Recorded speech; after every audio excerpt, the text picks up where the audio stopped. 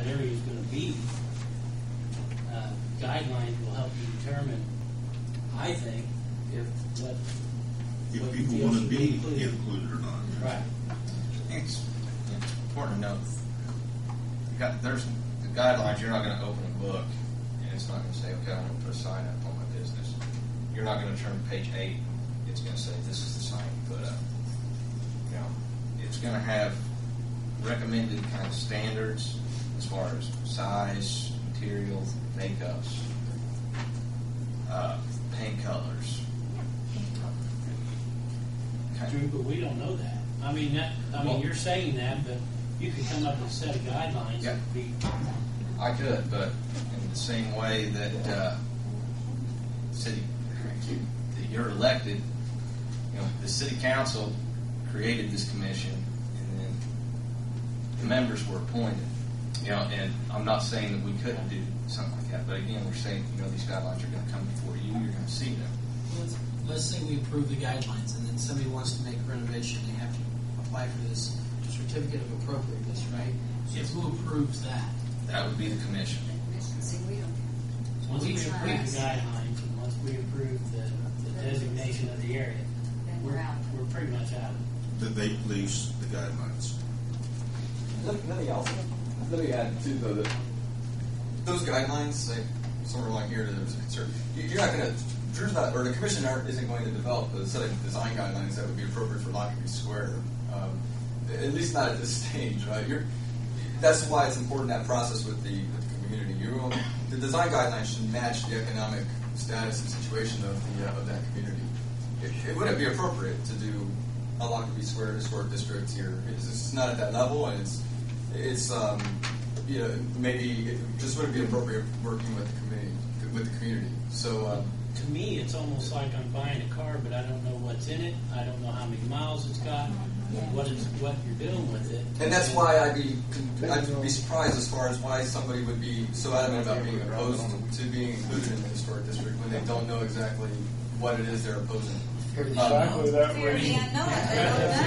That's the importance of working through that process of the design guidelines. Maybe I'm thinking backwards, but I think you got the cart in front of the horse. Yeah. It doesn't mean like you come up and That's not. This is done across the country, and this is the process we've followed. I'm following this, like I said just a moment ago, with Portland. Maybe you may not, agree with that, but that's the process that many communities across the country follow, and that's why it's so important to work with the public throughout all these processes. But in that system is forced upon the people. By coming up with the guidelines first, then people can decide if they want to be part of it or not. Maybe if they knew what ramifications were, belonging or not belonging to it, or pluses or minuses, they may be more perceptive to it and not fight being in the district. Again, I think that goes back to the whole point of the effectiveness of the historic district in the first place. You might come up with some design guidelines that match some people's opinion and some that won't match others. But the point is that you can't just start picking and choosing, because then it's not meeting the goals of that historic But it's the district. fear of the unknown. You can't just thrust something on someone and say, you're going to like this, believe me, you're going to like it. No one's thrusting anything on it, but that's through the process of the public input that has been going on throughout this process. Like I said, I think you got the cart in front of the horse. And I might be wrong, but and I know you're doing it according to. Well, I'll tell you what, we could probably go on here all night, right? Yeah. On this. I guess my question for the city council is 2 years ago this was created, and we were asked to do this.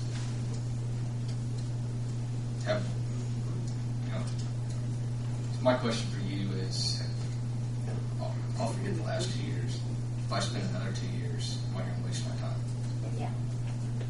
Well, I can speak, I believe, for Helen and myself here. We voted this commission into existence. I'm speaking for myself now. Like I said, I don't totally agree with what's being done. I agree with historic area and preservation. And I want to commend the commission, because most of you guys have been on there since '06. And you've done a good job. You've worked hard at it. I may disagree with the way you're trying to do some of the things, like, I believe your have to goal say- is good. well, I know, I say, what we've done though was spelled out in our ordinance, or in the ordinance on what, and we haven't made up any procedure here. This was the task we were assigned and we followed it. I guess part of it is we don't have any of this information in front of us, such as where your outline are and so forth, and it's kind of hard for us to digest what and knowing why you chose this one and you didn't choose that one and so forth. That's Well, where they've we done it need to. according to the book, and they've done it right. You know, I'll give you that, but you've done it according to the book. Well, what my concern, I believe, a lot of other people's are, who should be included? Should the churches be included when they don't want to be included for whatever reason they choose to be or not to be? You know, that's the things we're going to have to figure out. This council is, and you know, we want to jerk the rug out from under you and ruin what you've done because you got so much time invested. Well, And the thing that worries me most though is if we start, I know there's always going to be people that disagree. There's always people that agree no matter what you do. And we can change some, and we get some people that disagree with us to agree with us, and some of the people that agree with us now to disagree with us.